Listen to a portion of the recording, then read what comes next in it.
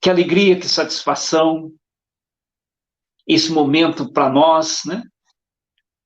Fazer esse trabalho para o Centro Espírita Joana d'Arc. Como eu tenho saudade desta casa, a qual eu amo tanto, saudade de todos os companheiros. Gostaria que fosse presencial, mas recebam um abraço de coração a cada um.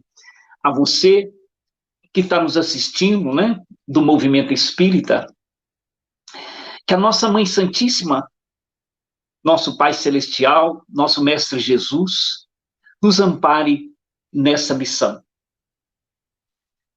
O que nos traz hoje a abordagem é o tema A Política Divina. Nós vamos, antes de entrar no tema, nós precisamos fazer uma reflexão para o entendimento. O que é política? Talvez, se não compreendermos a questão política, nós podemos deturpar a sua finalidade e criar, né, situações, sentimentos que não são cristãos a respeito dela. A política nada mais é do que a arte, ou o projeto, ou um planejamento, seja ele escrito ou não escrito, seja ele intencional, para alcançar um objetivo, uma meta, para dirigir uma família, por exemplo. Em tudo na vida, a política deve existir, e existe. Por exemplo, tem a política dentro da nossa casa, do nosso lar? Tem.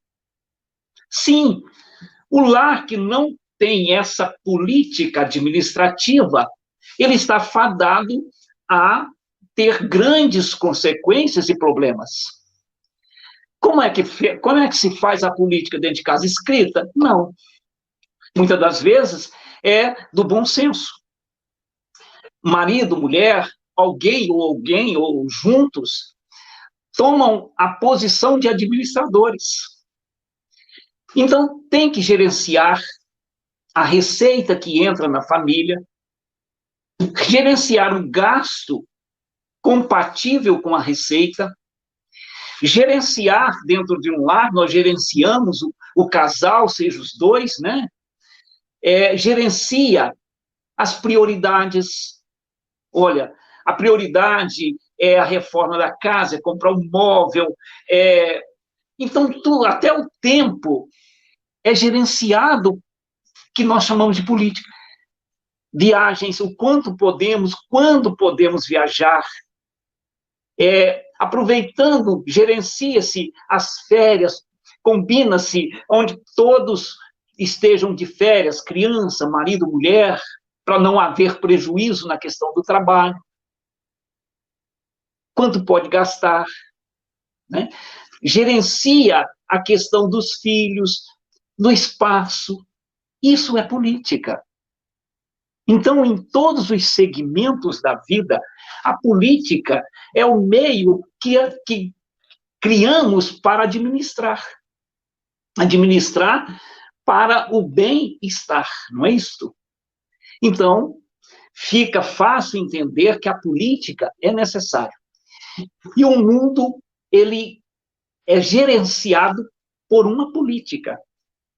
Ou seja, na política administrativa, né, falando um pouquinho, só rapidamente, nós temos a política geral, o estatuto geral, temos os planejamentos, eles fazem os planejamentos de gastos, divide-se essa política em política de espaço, por exemplo, a política da saúde, ela cria a sua própria estrutura de acordo para atender as demandas e necessidades, a política da educação, a política da segurança pública, a política dos empresários, das empresas, da indústria, a política do meio do agronegócio, a política da pecuária.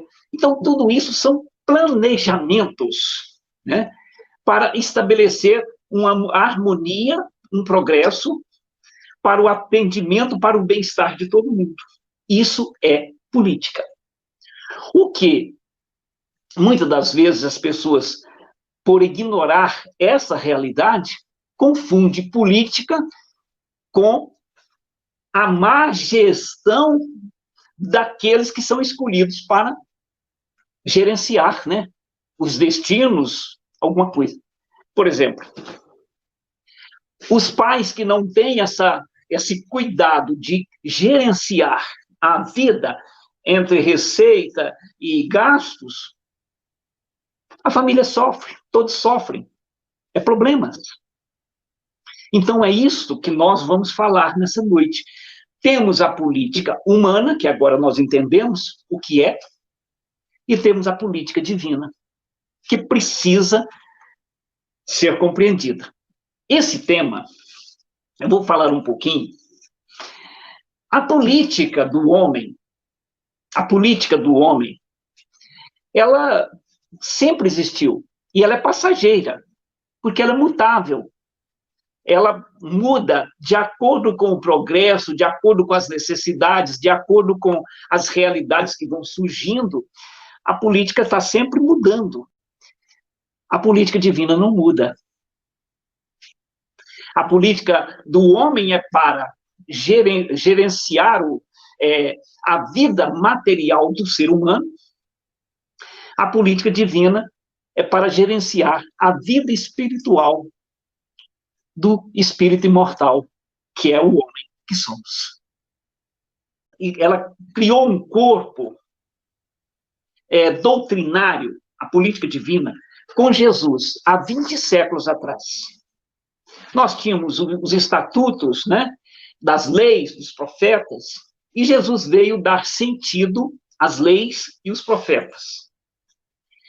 E ele aproveitou o momento e resumiu todas as leis e todos os profetas dentro dessa política divina, que são leis divinas, em 2 mandamentos, né? Amar a Deus sobre todas as coisas e o próximo como a si mesmo. E ele estabeleceu a essência básica da política divina para os seres humanos, para nós, os alunos do planeta Terra, os tutelados dele. Então, a política divina, que nós podemos dizer, nós entendemos que ela foi estabelecida, organizada por Jesus, há 20 séculos atrás. Tanto é que mudou o calendário da Terra, né? Tem o antes e tem a era cristã. Muito bem. O Brasil, nós estamos falando do Brasil. Jesus, a política divina do Brasil, ela deu início lá no século XIV, né? No início, no final do século XIII para XIV, quando Jesus chamou o espírito sociólogo da terra, Eliu, esse espírito responsável pela dinâmica do crescimento social das criaturas da terra, para escolher uma nação onde ele, Jesus, poderia transplantar a árvore do seu evangelho da Palestina para uma nova terra. Porque os conflitos e etc, que nós não entramos nesse mérito. A escolha foi de Jesus. E havia um continente, neste período da humanidade, um continente que eu posso dizer quase que virgem, um continente habitado apenas por indígenas. América ou continente americano. Eliú, então, disse a Jesus, olha, as nações, né, foram visitar as nações desenvolvidas e todas elas estavam corrompidas pela política humana, que misturou-se com a política divina, ou matou, ou engoliu a política divina. Então, as nações, naquele período, para transplantar a árvore do evangelho para uma terra nova, essas nações desenvolvidas estavam corrompidas. Seria impossível. Então, Eliú sugeriu, falou, nós temos um continente, aquelas terras do continente das Américas. E Jesus, junto à caravana de assessores, vieram. Passaram pela América do Norte, América Central, e Jesus aportou aqui, nas terras das Américas do Sul, onde pode-se ver o símbolo da sua redenção, que é o Cruzeiro do Sul. Então, meus irmãos, neste período, Jesus pisou em espírito pessoalmente aqui nesta abençoada terra que hoje tem o nome de Brasil. E aqui, nessa assembleia, ele estabeleceu que aqui, na pátria do Cruzeiro, seria implantada futuramente a árvore, ou transplantada, me perdoe, a árvore do seu evangelho, para que aqui se tornasse a pátria do evangelho e o coração do mundo. A partir daquela reunião, Eliú, o sociólogo, reuniu todos, Jesus chamou Ismael, o espírito Ismael, que nos consta é o Ismael, filho de Abraão, Abraão com a escrava, para coordenar e formatar esta pátria, para uma política divina de transformar este país, essa terra, na pátria do evangelho, no coração do mundo, é a política de Jesus. E aí reencarnaram, a maioria reencarnou em Portugal, né, na Europa, e de lá estabeleceram o desejo de desbravar os mares, e não foi o acaso que os trouxe para esta terra, a princípio terra de Santa Cruz. Então, a política do Brasil, nós temos nela, podemos dizer, 520 anos. O Brasil foi descoberto em 1500. Desses 520 anos, podemos, não números exatos, mas nós estamos, só para a nossa reflexão, 400 anos, essa terra sendo formatada, né, nas suas cidades, na sua estrutura, 400 anos ela perdurou ainda como colônia dos nossos colonizadores portugueses, nossos irmãos, que somos nós mesmos, viu, gente? Muito bem. No ano de 1889, quando estabeleceu a liberdade, né, da colônia portuguesa, que o Brasil se transforma em república, 1889, nós tivemos o primeiro presidente. Estou falando, porque isso é importante nós chegarmos nessa questão de Emmanuel. O primeiro presidente da República, Deodoro da Fonseca, o Marechal, de 1889, me perdoe, a 2020, nós temos 151 anos. O Brasil é novinho. 151 anos de independência, né, no sentido de uma política administrativa. Vocês entenderam o que é política? É um meio de administrar. Muito bem. O nosso presidente atual é o 38º, o último. 38 presidentes nós tivemos de 1889, do Marechal Deodoro da Fonseca, até os dias de hoje. 38 presidentes. Muito bem. Você sabia que desses 38 presidentes, 19 deles foram eleitos diretamente? 17 tomaram posse, 2 não tomaram posse por questões outras, que eu não quero entrar nesse mérito. Vocês sabiam que desses 38, 19 foram eleitos diretamente, 17, ou 13, me perdoe, tomaram posse, né, administraram como presidente do país, por linhas sucessórias, ou seja, não foram eleitos direto, foram indiretos na sucessividade, hoje é vice, né, esses processos. Vocês sabiam que apenas 8 presidentes desses 38 que nós já tivemos foram eleitos indiretamente por juntas governamentais provisórias? Eu estou falando isso, por que eu trouxe essa reflexão? Porque outro dia um jovem me questionou, e eu vi o ar de deboche, entre aspas, porque pensam que nós, que estamos na terceira idade, não conhecemos de política, somos idiotas, para dizer a verdade. Eu disse para ele, eu tenho 64 anos. A história que você aprendeu lá na universidade, eu ajudei a construir. Eu nasci em 1956, no rescaldo final, inicial de um processo da Segunda Guerra, onde os países estavam se reestruturando. Eu passei por todas essas revoluções, essas transições de governos civis, governos militares, governos civis. Eu participei dessa história. Eu fui cidadão nessa história. Eu conheço a história. Não é o que ensinam. Então, quando nós fizemos esse tema, procuramos esse tema, foi uma coincidência, entre aspas.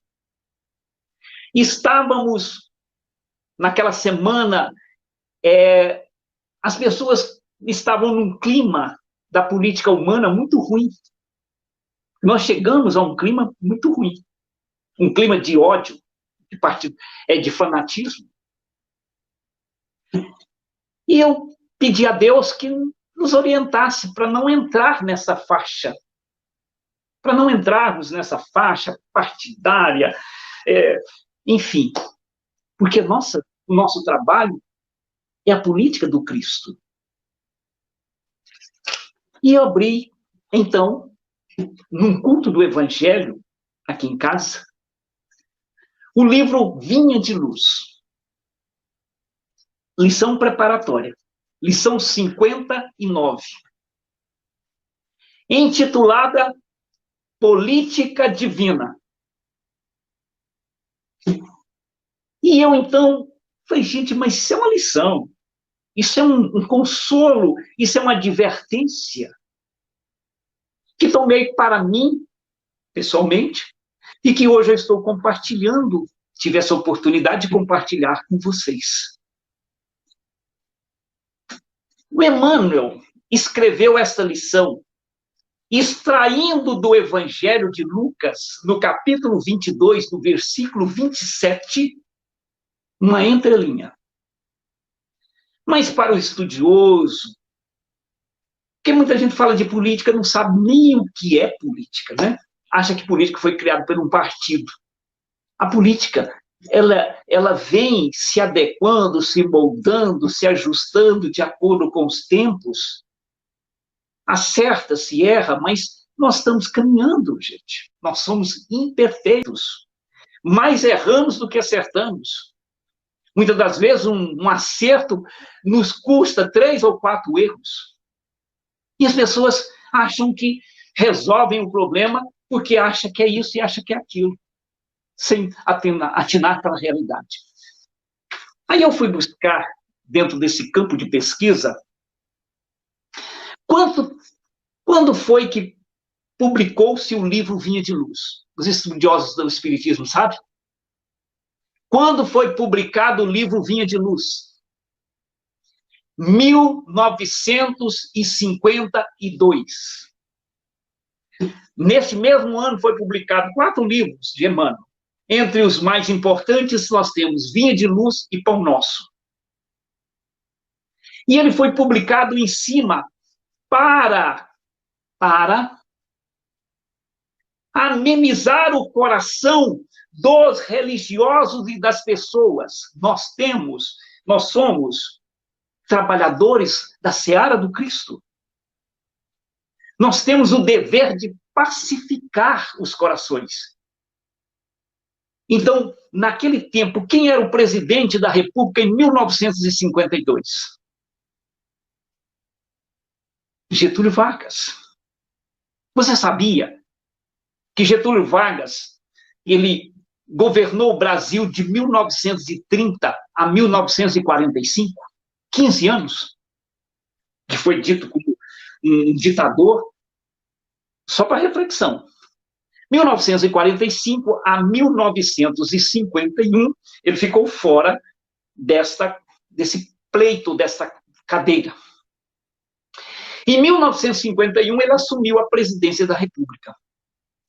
Saiu em 1954, né, com o golpe, o suicídio. Não entro nessa questão. Muito bem. Então, a preocupação, com certeza, das pessoas desfavorável ao governo dele, dito como ditador e etc., estava criando um conflito que nós estamos vivendo hoje. Um conflito de ódio.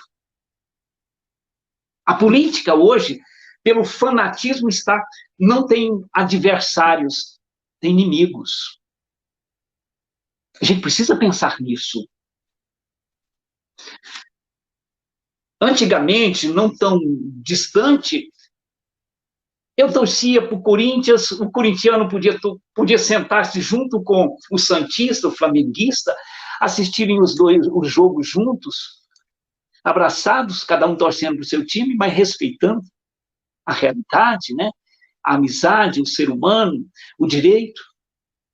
Hoje não. O fanatismo está indo, uma política, para todos esses campos. Por isso que nós estamos vendo aí o radicalismo, né? As pessoas matando o outro, agredindo o outro só porque ele torce para o time que não é meu. Assim também está a política do mundo. Isso é um perigo. Isso é um perigo porque está criando o separativismo do ser humano. Não se pensa mais na questão do ser humano e nem da pátria, e sim dos partidos.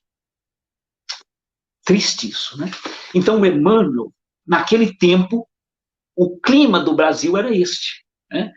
O medo do governo ficar mais 20 anos, mais 30 anos no poder, aquela coisa.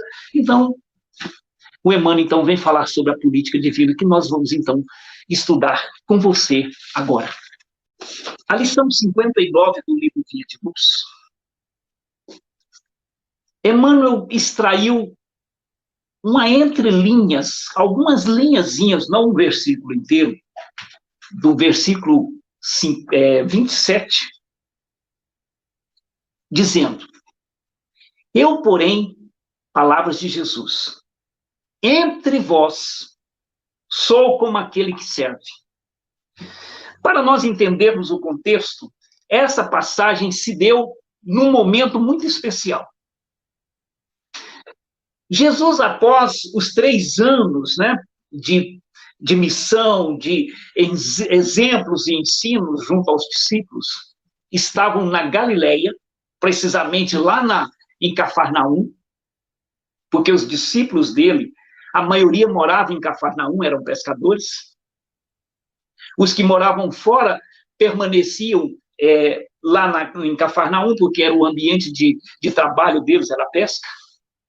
Jesus, então, reuniu eles e disse a eles: olha, precisamos ir comemorar a Páscoa em Jerusalém.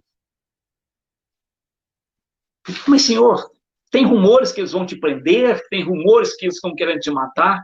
E foi, chegou o momento, chegou o meu momento. Falou para os discípulos, isso aí é claro, está na hora, né, de eu testemunhar a que vim.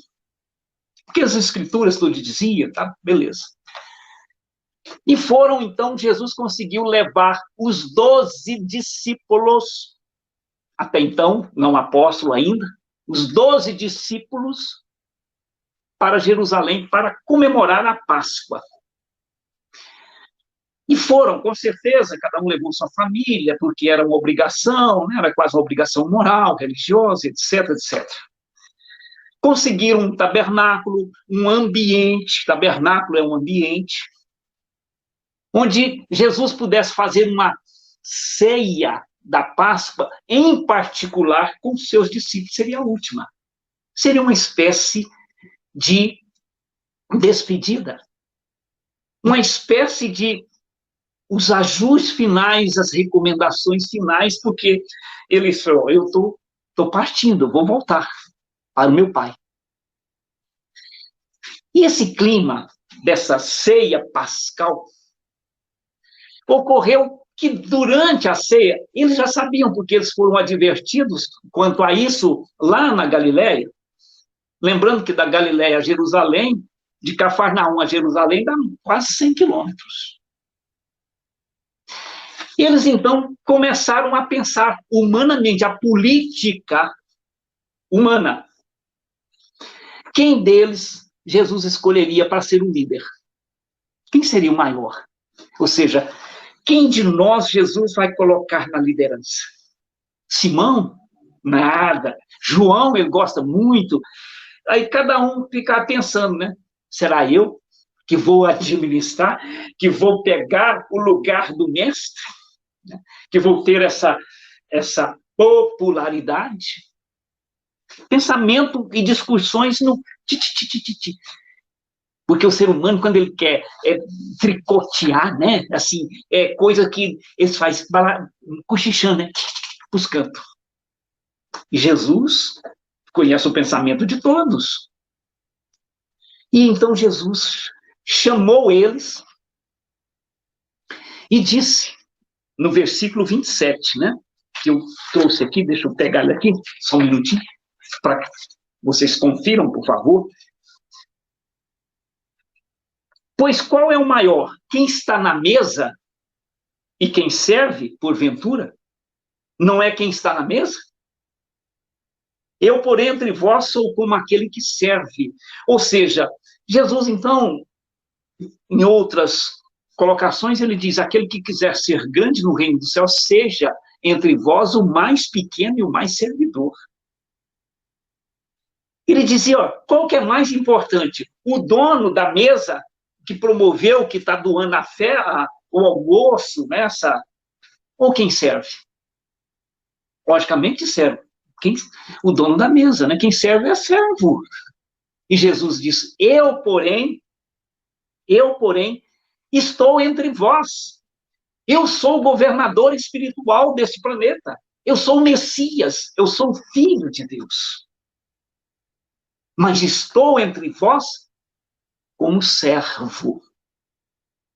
Ou seja, Jesus estava dizendo, em outras palavras, depois ele reforçou isso, quando lavou os pés dos discípulos, o qual Simão Pedro disse que não aceitaria, e Jesus falou para ele, né?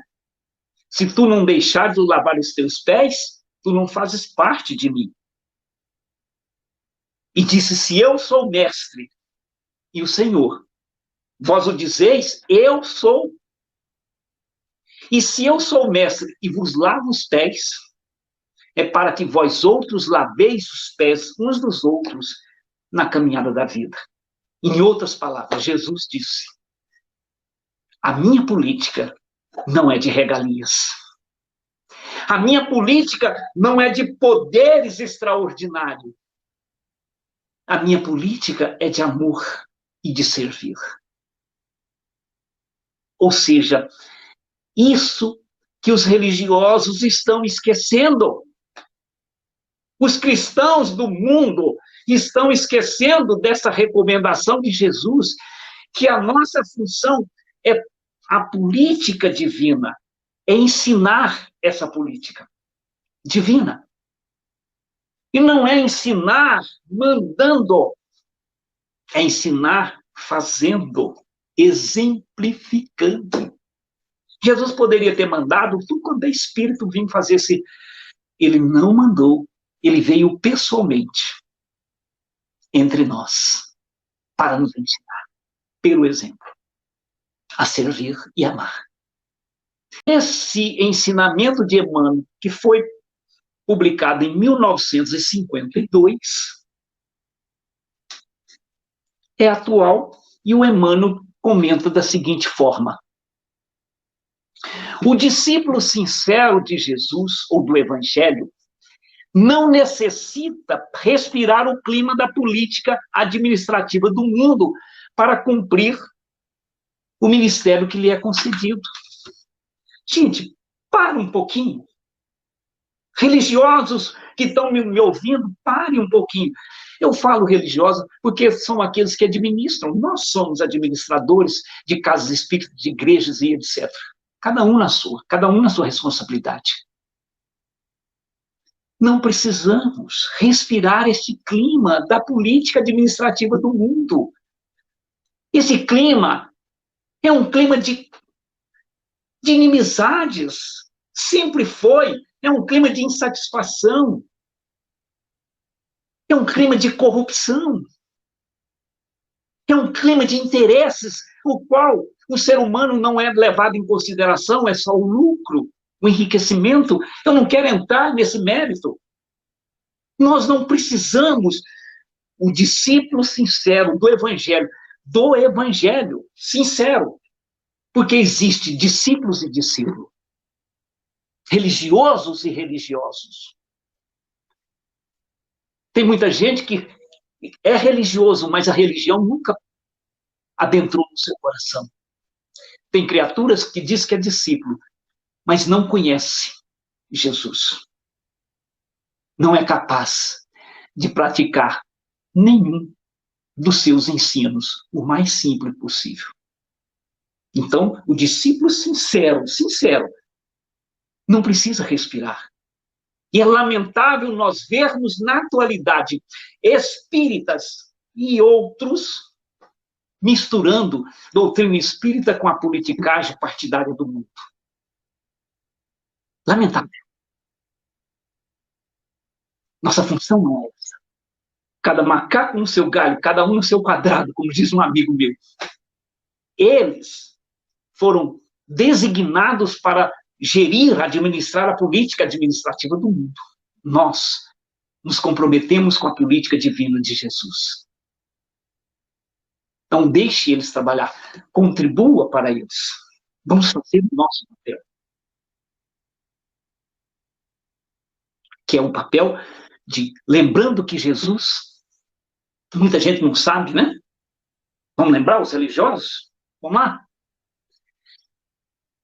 Certa feita, Jesus estava iniciando seu ministério na Terra.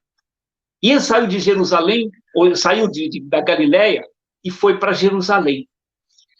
E era um sábado, ele entrou no templo, né, esperando, estava lá contemplando a beleza, entre aspas, né? A beleza nada, ele estava contemplando a ostentação do templo e dizendo, meu Deus, esperando o momento que ele pudesse falar. Um sacerdote viu ele não era conhecido ainda, né? Não era tão popular.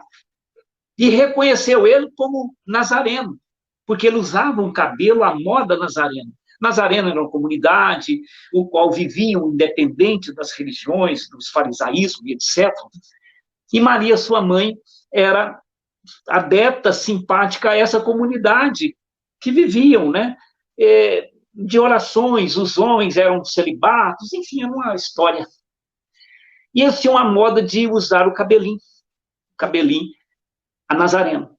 A moda, né? Cortadinha aqui no meio, partidinho. Só eles que usavam. Então, o sacerdote, vendo Jesus, o nazareno, lá dentro, gritou com ele. Nazareno, o que você está fazendo aqui, rapaz?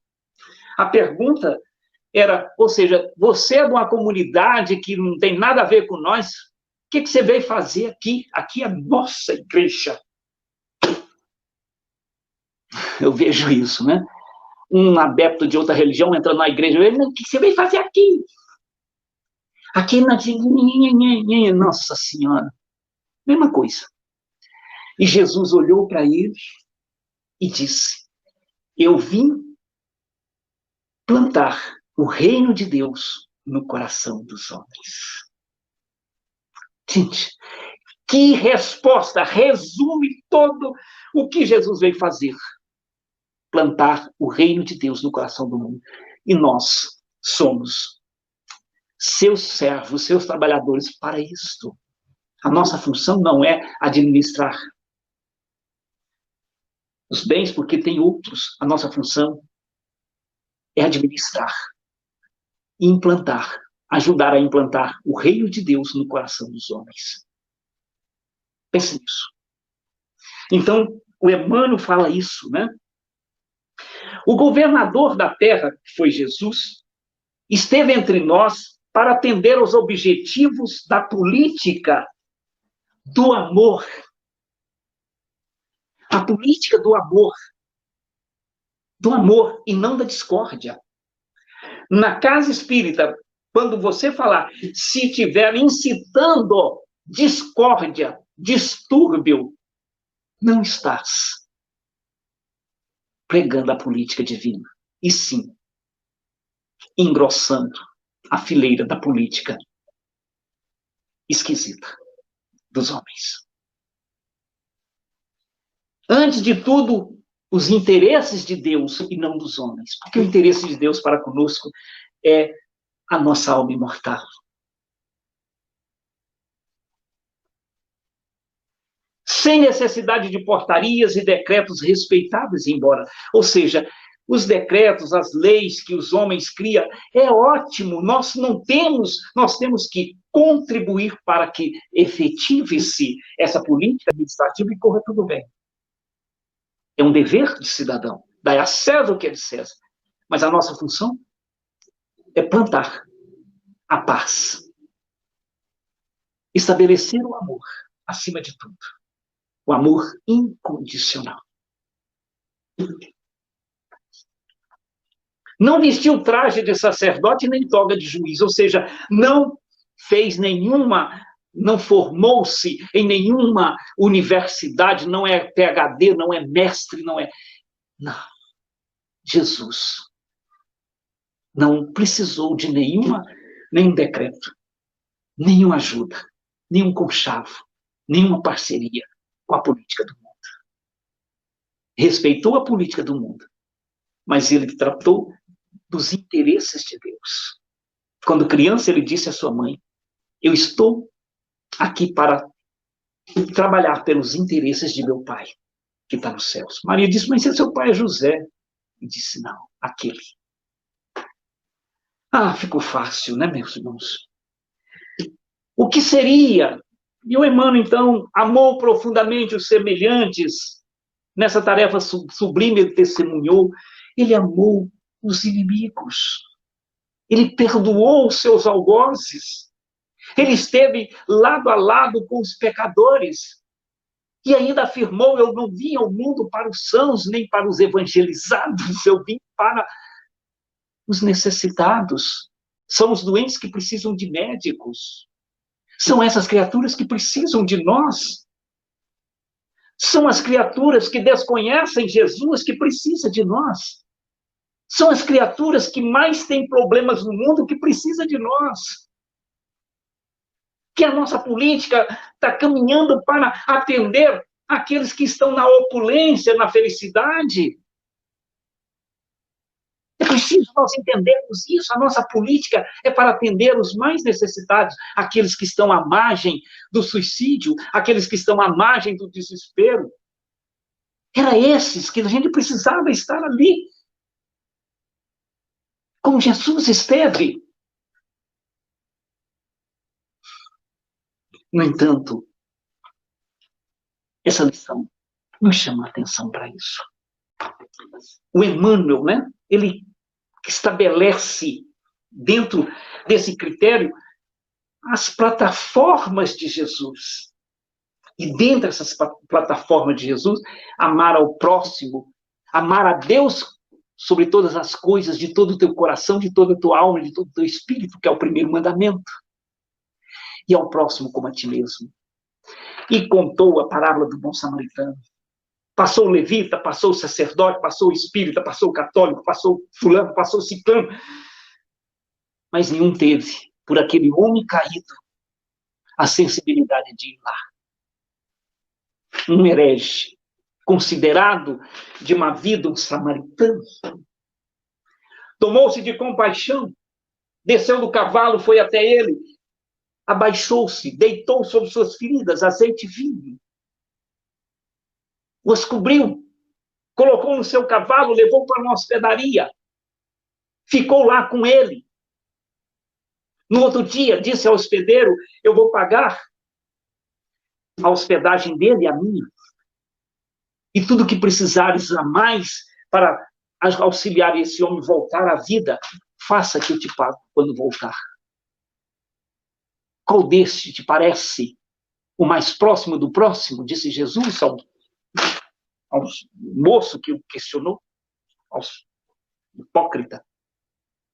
Senhor, o que tomou-se de compaixão, então fazes isso, meu filho, e ganharás o reino dos céus. Meus irmãos, esse tema é muito abrangente, é muito profundo, mas essas reflexões ficam para nós. Nesse momento dessa transição do planeta. As casas espíritas, os espíritas, estão querendo fazer da casa espírita os templos de Salomão suntuosos. Nós estamos querendo copiar a política do mundo, trazê-la para dentro da instituição, misturar a política do mundo com a política religiosa. A nossa função é amar. Não precisamos de dinheiro nem de conchavos. O que precisamos é de usar o nosso coração. Eu estava analisando certa feita uma questão de Chico Xavier, em que os amigos contaram que Chico desaparecia quase todos os dias. Por volta de 4 horas da tarde, quando ele estava folgado, sumia. Ninguém sabia para onde o Chico estava. E foram, então, seguir o Chico. E descobriram que ele estava fazendo visitas aos casebres mais pobres. E disse: mas Chico, você faz isso todos os dias pelo grupo da prece, nós fazemos esse trabalho. Ele falou: meu filho, esse é um dever da instituição, o qual vocês me têm como um dever, faço pela instituição. Agora eu tenho necessidade de fazer a caridade da minha parte. Lembra do óbolo da viúva, meus irmãos? Que a filhinha pede à mãe: mãe, deixa eu entregar um pouquinho desses donativos aos pobres. A mãe disse: se eu te der o que eu fiz para você entregar, você não está fazendo a caridade, minha filha. Você está apenas repassando a caridade de outra.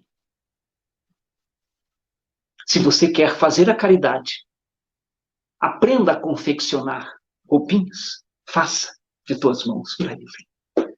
Vocês me entenderam? Que a política de Jesus é amor, amar e servir. Pense nisso.